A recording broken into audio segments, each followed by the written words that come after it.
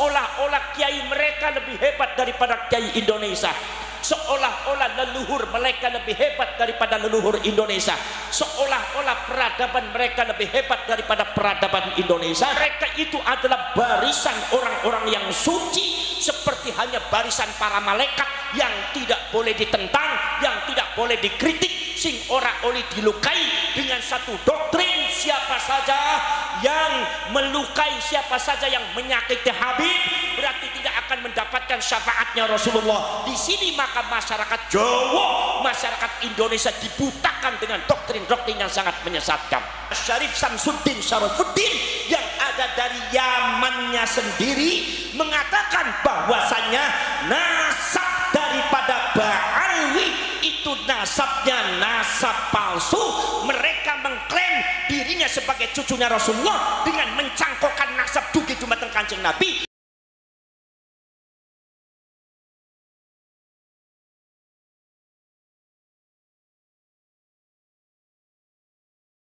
Beberapa fakta yang sudah ditemukan bahwasannya pembelokan-pembelokan sejarah, penundukan-penundukan yang dilakukan oleh orang-orang ya selama ini ingkang wonten dumateng Indonesia, penyelewengan data-data sejarah, bahkan doktrinasi atas nama agama yang tidak benar yang diterima dan korbannya kebanyakan orang-orang NU niki kebetulan dilakukan oleh kaum Ba'alwi, oknum-oknum habaib sing ora bener. Lah akhirnya para syekh para sedulur, karena sebagian daripada orang-orang NU iku adalah muhibbin dumateng habaib, akhirnya NU secara organisasi dan masyarakat pun boten wantun tegas di dalam masalah-masalah ini. Maka dari itu ini perlunya dibentuk satu barisan, dikumpulkan warga NU sing wani, warga NU yang berani, warga NU yang siap berjuang untuk bangsa, warga NU yang siap berjuang untuk negara, untuk agama, untuk ulama, termasuk untuk NU dan untuk leluhur, dikumpulkan dalam satu perjuangan Wali Songo Indonesia. Laskare disebutnya Laskar Sabilillah. Jadi insya Allah niku piantun-piantun yang menjadi Laskar Sabilillah ini adalah generasi-generasi Nahdlatul Ulama yang berani dan siap bertempur dengan siapapun. Kenapa mboten?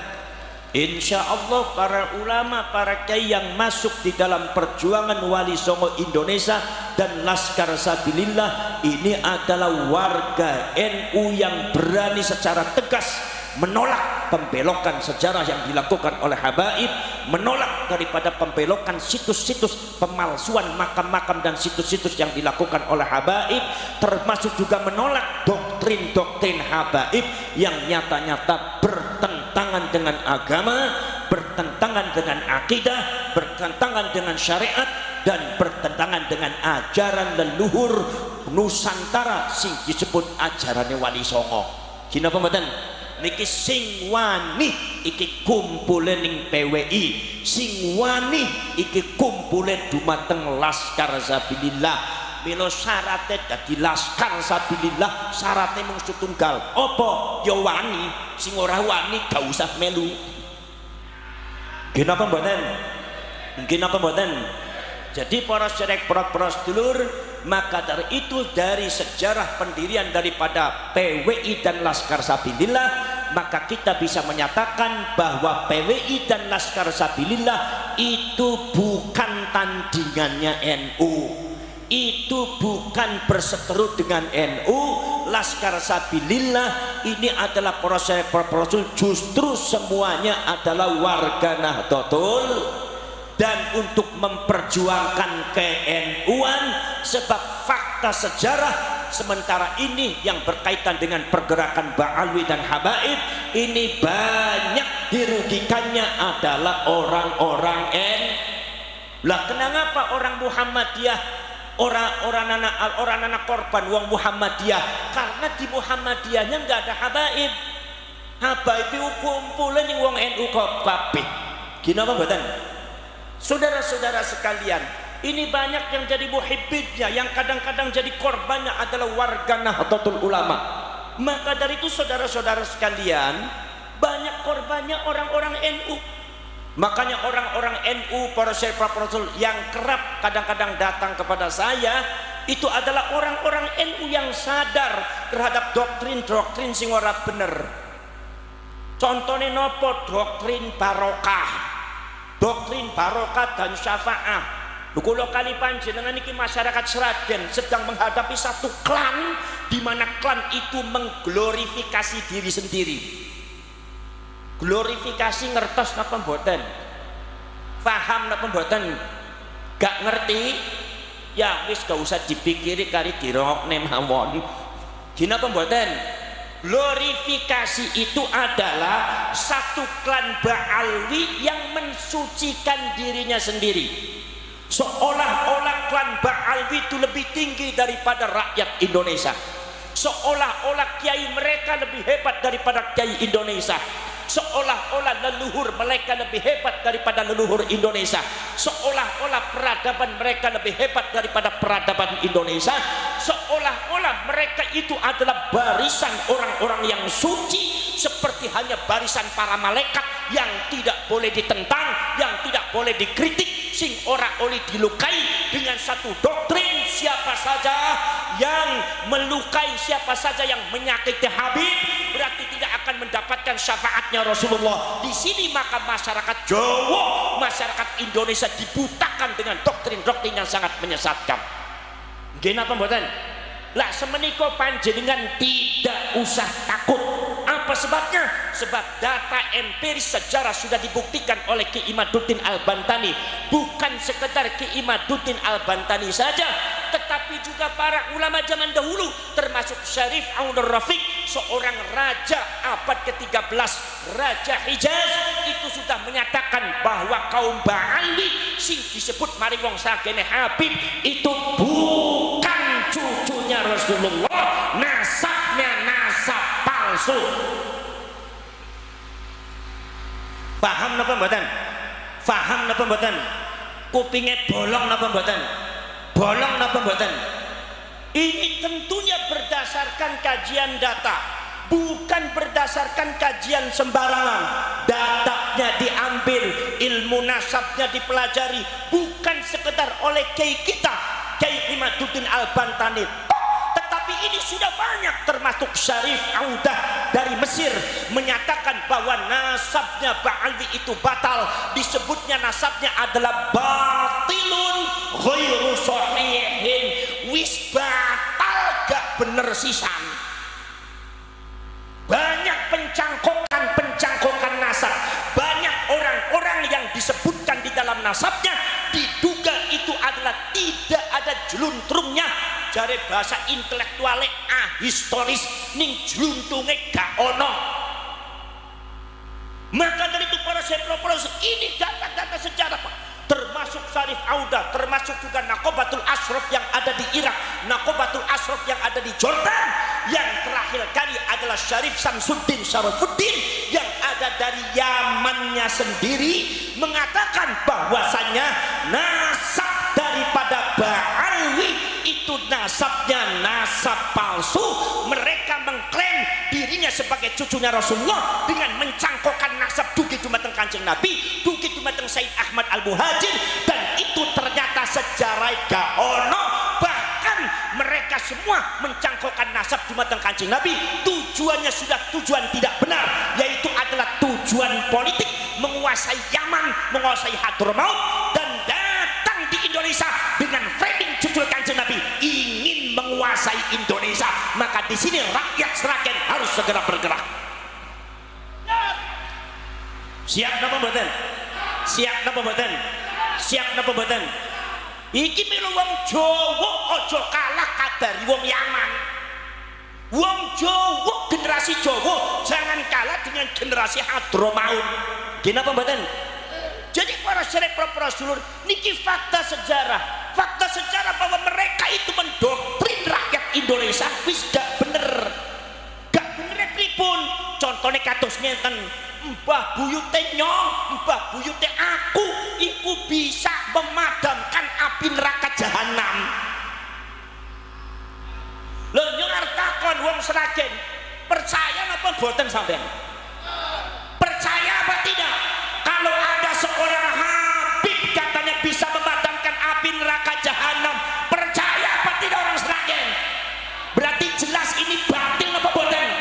Atas nama karomah, atas nama barokah, tapi batil, gak bener ini. Gini apa boten? Gini apa boten? Sampai mau percaya apa boten? Para syekh, para sedulur sedaya mawon. Ada lagi sekarang sudah merebut daripada peran kewalian, seolah-olah Al-Faqih Al-Muqaddam yang disebut Habib Muhammad Ali Ba'alwi niku para syekh sing disebut Faqih Muqaddam itu katanya lebih hebat daripada Syekh Abdul Qadir Al-Jailani. Ini framing mereka dalam rangka menundukkan orang Indonesia, dalam rangka menundukkan rakyat Indonesia, sebab rakyat Indonesia dari dulu ketika panjenengan kabeh niku mempelajari Wali Songo sudah ditanamkan satu doktrin keagamaan bahwasanya anggene Fatihah setunggal teng Kanjeng Nabi, nomor kali teng sahabat, tabiin dan tabiin selajenge Fatihah dumateng Sultanul Aulia Syekh Abdul Qadir. Betapa yang namanya pelajaran kita Syekh Abdul Qadir Al-Jalani. Masyarakat Sragen diwaca niku manakiban kali zaman kemien, ya hadiyu ya alim ya khabiru ya mubin alal kafi salatullah ala syafi salamullah. Gini apa mboten? Ibadallah rijalallah itu sudah melekat dumateng lisane masyarakat Jawa Tengah sedaya. Iki teko Ba'alwi niku arep dirobah, badhe dirobah, mau dirobah seolah-olah ada orang yang lebih hebat daripada Syekh Abdul Qadir Al-Jailani sama mbah buyut mereka yang namanya Al-Faqih Muqaddam. Nyuwun sewu, Faqih Muqaddam niku para syekh para sedulur berdasarkan data sejarah di framingnya adalah sebagai orang yang lebih hebat ketimbang Imam Syafi'i. Tapi Faqih Muqaddam itu orangnya tawadhu, makanya mengikuti madhab Syafi'i. Katanya seperti itu, katanya bahwa yang namanya Faqih Muqaddam itu adalah seorang mujtahid, seorang yang istimewa, seorang waliullah, tidak ada tandingnya dari mulai sekarang sampai zaman akhir zaman. Betapa framing mereka sangat luar biasa, betapa doktrin mereka sangat merasuki yaitu adalah otak lan ati penggaline panjenengan sedaya. Boten kraos panjenengan itu dibius satu persatu menjadi orang yang mati suri. Para syekh, para sedulur sedaya, setelah kita gali siapa Al-Faqih Muqaddam, ternyata di dalam Tabaqatul Ulama'i wal Fuqaha, di dalam sejarah para ulama fikih dan fuqaha yang ditulis oleh para ulama-ulama seluruh dunia niku tidak ada catatan seorang Faqih Muqaddam. Termasuk juga fuqaha dan para ulama ahli fikih Yaman juga tidak mencantumkan Faqih Muqaddam sebagai wong sing ahli fikih, wong sing ahli hadis orang mana. Ini menunjukkan bahwasannya Faqih Muqaddam itu tidak sebesar apa yang mereka ceritakan, tidak sebesar apa yang mereka doktrin di mata masyarakat Sragen. Ternyata kalau seumpama mereka memframing bahwasanya Faqih Muqaddam itu lebih hebat daripada Syekh Abdul Qadir Al-Jalani, nyuwun sewu, Syekh Abdul Qadir Al-Jalani karyanya ada, sejarahnya ada, muridnya ada, catatannya ada. Tapi Faqih Muqaddam sejarah orang dana, catatannya orang nana, karyanya tidak ada, muridnya tidak ada. Jadi framing semacam ini jelas ada tujuan dalam rangka melumpuhkan kegiatan dan doktrin keagamaan orang-orang Jawa sing mereka manut dan hormat di mata Syekh Abdul Qadir Al-Jalani segera akan diganti dengan Syekh Faqih Muqaddam, satu framing yang sangat tidak benar. Gina mboten? Para syekh, para sedulur sedaya, bahkan ada catatan mengatakan bahwa Al-Faqih Muqaddam itu katanya itu di dalam catatan itu di antara muridnya, di antara gurunya adalah Imam Abu Madyan. Sopo Imam Abu Madyan iki? Imam Abu Madyan, kalau memang betul catatan sejarah Faqih Muqaddam adalah muridnya Imam Abu Madyan, masyarakat Sragen harus tahu bahwa Abu Madyan adalah putrinya Syekh Abdul Qadir Al-Jailani. Syekh Abdul Qadir Al-Jailani punya murid Abu Madjan. Abu Madjan punya murid Maulana, yaitu adalah Imam Muhammad Harazim. Imam Muhammad Harazim punya murid namanya Imam Muhammad Saleh. Imam Muhammad Saleh punya murid namanya Imam Abdul Hasan Ali bin Abdullah Asy-Syadzili, sing kagungan tarekat Syadziliyah. Imam Abdul Hasan Asy-Syadzili gada murid di antara si Imam Abdul Abbas Al-Mursi. Abdul Abbas Al-Mursi gada murid di antara Ibnu Athaillah As-Sakandari, sing kagungan kitab Syarhul Hikam. Syarhul Hikam niku dipun nadhemaken dhumateng Bayi Muslih Meranggen, mursid tarekat Qadiriyah Wanaksabandia saka Semarang. Nggih napa mboten? Para cerek para sedulur mawon.